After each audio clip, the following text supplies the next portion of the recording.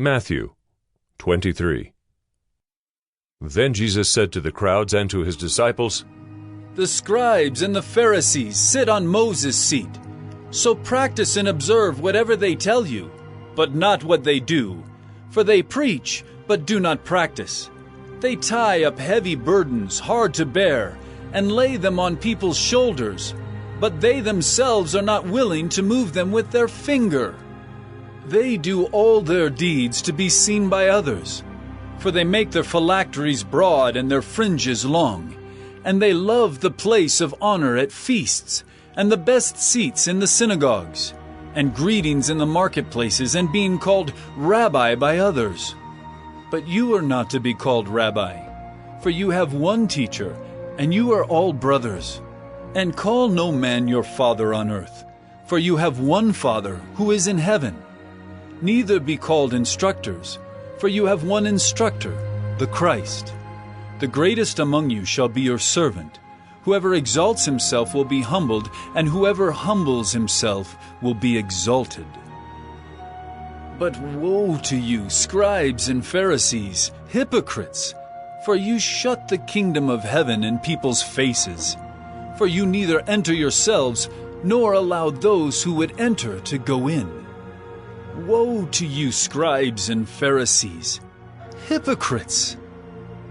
For you travel across sea and land to make a single proselyte, and when he becomes a proselyte, you make him twice as much a child of hell as yourselves. Woe to you, blind guides, who say, if anyone swears by the temple, it is nothing, but if anyone swears by the gold of the temple, he is bound by his oath. You blind fools!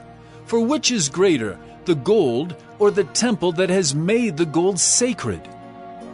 And you say, if anyone swears by the altar, it is nothing, but if anyone swears by the gift that is on the altar, he is bound by his oath.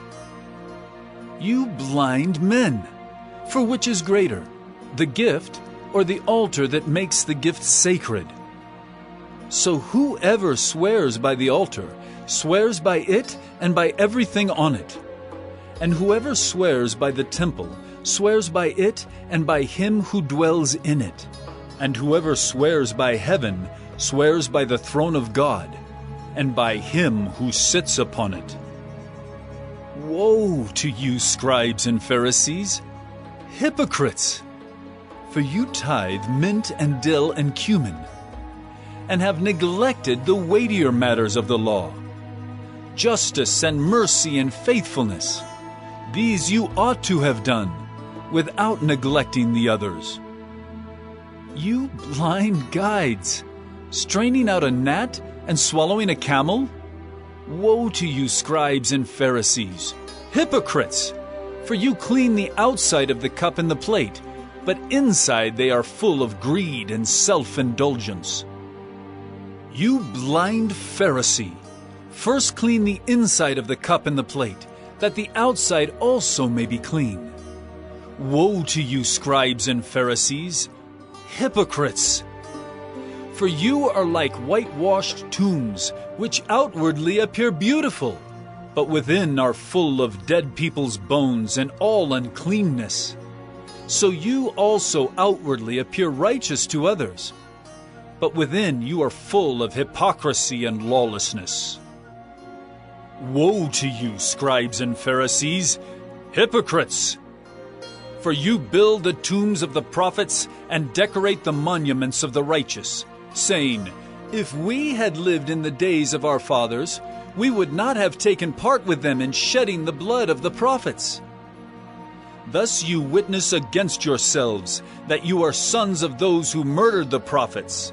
Fill up then the measure of your fathers. You serpents, you brood of vipers, how are you to escape being sentenced to hell? Therefore I send you prophets and wise men and scribes, some of whom you will kill and crucify, and some you will flog in your synagogues and persecute from town to town, so that on you may come all the righteous blood shed on earth, from the blood of innocent Abel to the blood of Zechariah the son of Berechiah, whom you murdered between the sanctuary and the altar. Truly I say to you, all these things will come upon this generation. Oh, Jerusalem, Jerusalem, the city that kills the prophets and stones those who are sent to it. How often would I have gathered your children together, as a hen gathers her brood under her wings, and you would not. See, your house is left to you desolate. For I tell you, you will not see me again until you say, Blessed is he who comes in the name of the Lord.